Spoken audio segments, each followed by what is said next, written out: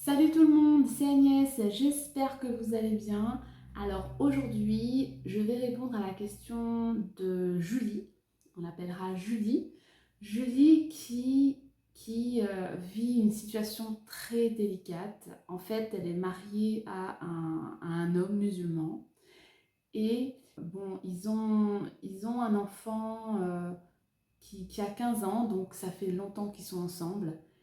Et ce qu'il y a de difficile pour Julie, et ça se comprend très bien, c'est que son mari, donc qui est musulman, s'est marié l'année dernière à une jeune fille de 23 ans dans son pays d'origine. Donc c'est une situation très douloureuse pour Julie. Ce n'est pas souvent que je reçois des messages de ce genre, ça m'a assez touchée. Donc merci Julie pour ton partage et sache que tu as tout mon soutien. J'imagine combien ça doit être très difficile. Donc aujourd'hui, ce que tu m'as dit, en tout cas dans ton message, tu m'as dit que tu aimais ton mari, tu n'avais pas envie de détruire la famille, mais pendant ce temps, c'est toi qui souffrais. C'est toi qui souffres. Et bon, tu m'as partagé quand même que ton mari restait quasiment toute l'année en France à tes côtés, mais il pouvait s'absenter peut-être une fois par année et aller dans son pays d'origine, donc retrouver sa femme, son autre femme, et qu'ils échangeaient aussi beaucoup sur les réseaux sociaux peut-être, en tout cas qu'ils étaient en communication quasi quotidienne et que ça te faisait énormément souffrir.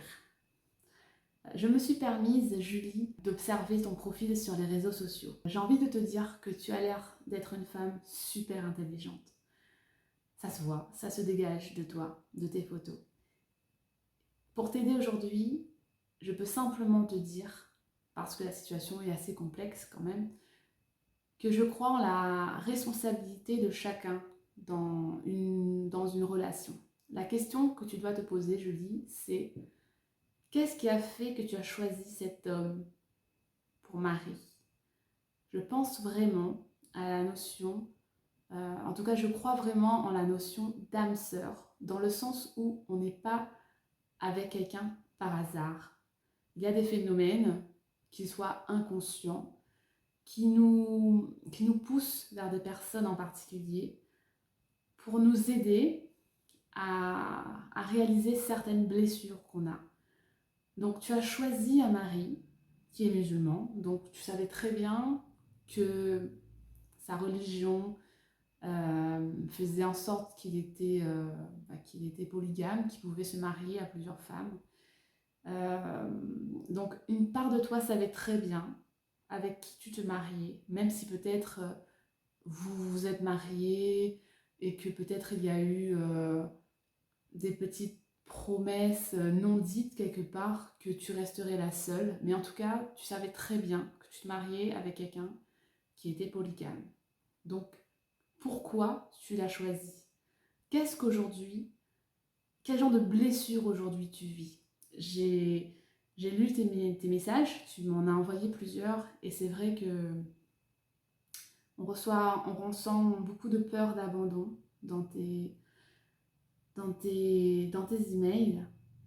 Et c'est peut-être ça que tu dois guérir, que tu dois reconnaître chez toi.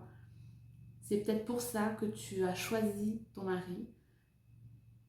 C'est peut-être pour que tu réalises aujourd'hui, à l'âge que tu as, ce sur quoi tu dois travailler pour finalement être vraiment heureuse.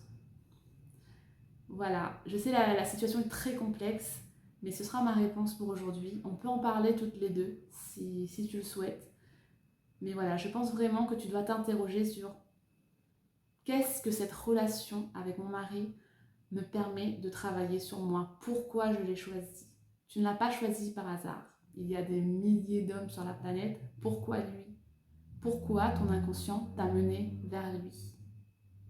Voilà, c'est très important de se responsabiliser. Alors je ne dis pas que c'est de ta faute, loin de là, mais c'est vrai que ma philosophie, c'est de se responsabiliser, de comprendre que Ce n'est pas par hasard que tu es mariée à cet homme-là. Tu l'as choisi pour quelque chose.